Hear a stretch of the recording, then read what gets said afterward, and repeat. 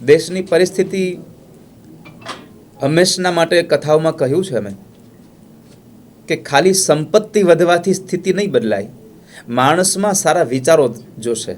અને આ સારા વિચારોનું જો કોઈ મૂળ હોય તો કથાઓ છે. બિનુ સત્સંગ વિવેક ન હોય. રામકથામાં કહ્યું છે રામાયણમાં કે સત્સંગ વગરનો વિવેક ન હોય, અને વિવેક ન હોય તો માણસને કેમ કોની સાથે જીવવું, કેની સાથે કેવી રીતનો વ્યવહાર કરવો એનું જ્ઞાન નહીં મળે.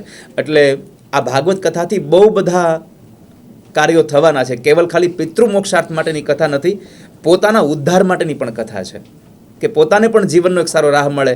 અમારો તો કથાનો એક હેતુ હોય છે કે માણસ નિર્વ્યસની પણ બને, સમાજમાં એજ્યુકેશન આવે, કારણ કે એજ્યુકેશનથી જ બધું પ્રાપ્ત થવાનું છે. એટલે સારા વિચારોની સ્થાપના થશે તો આતંકવાદ પણ ચોક્કસપણે દૂર થશે. અને રહી વાત સનાતનની, તો સનાતન તો એટલું ઊંડું મૂળ છે કે જેની કોઈને ખબર જ નથી કે કેમ આને કાપવું જોઈએ. એટલે સનાતનને ક્યારેય કોઈ હાનિ પહોંચાડી શકવાનું નથી, પણ સનાતનને હાનિ નહીં પહોંચાડે એ ભાવ સાંભળીને આપણે સાવ નિશ્ચિત થઈ જવાની જરૂર નથી, આપણે સાવધાન રહેવાની જરૂર તો છે જ. એટલે આપણે સૌએ ખાલી વ્યાસપીઠ જ સનાતનની રક્ષા કરવા માટે નીકળશે એમ નહીં.